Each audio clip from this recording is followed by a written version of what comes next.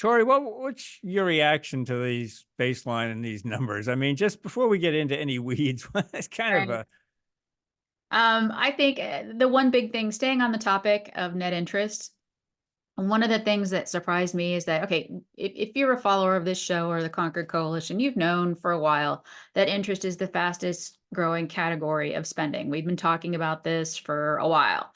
But this baseline puts in stark picture how much net interest is driving future budget deficits.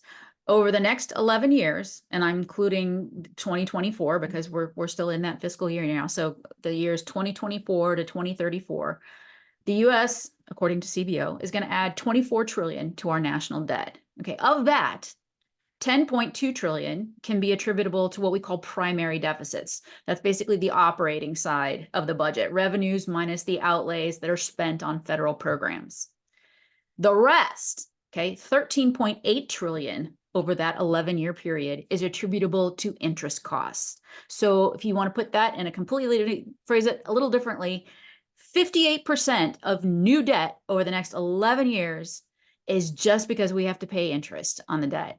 And if that is not a huge an alarm bell going ding, ding, ding, ding, ding in people's brains, it should be, because that interest doesn't buy us anything. It doesn't buy us any more education. It doesn't buy us any more workforce development. It doesn't buy us any more roads and bridges. It doesn't buy us any more soldiers, munitions. It doesn't buy us any more foreign aid. It doesn't buy us any more healthcare.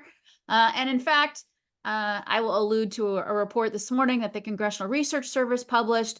There are foreign holders of U.S. debt. Okay, so it's not just those interest payments going to other Americans who hold U.S. debt. There is a large group of foreign people, foreign governments, people that live overseas, that they're not American, that own U.S. debt as a savings vehicle, and interest payments go to them. So those interest payments don't even stay here in the United States, where they can be spent on the economy and create more economic activity. So if I cannot emphasize enough, we have run up so much debt that interest on the debt is now a problem. And I'm very much hoping that lawmakers are paying attention, because it is squeezing out, their small piece of the pie. Discretionary spending keeps getting smaller and smaller. Why? Because mandatory spending on Social Security, Medicare keeps growing, growing, growing.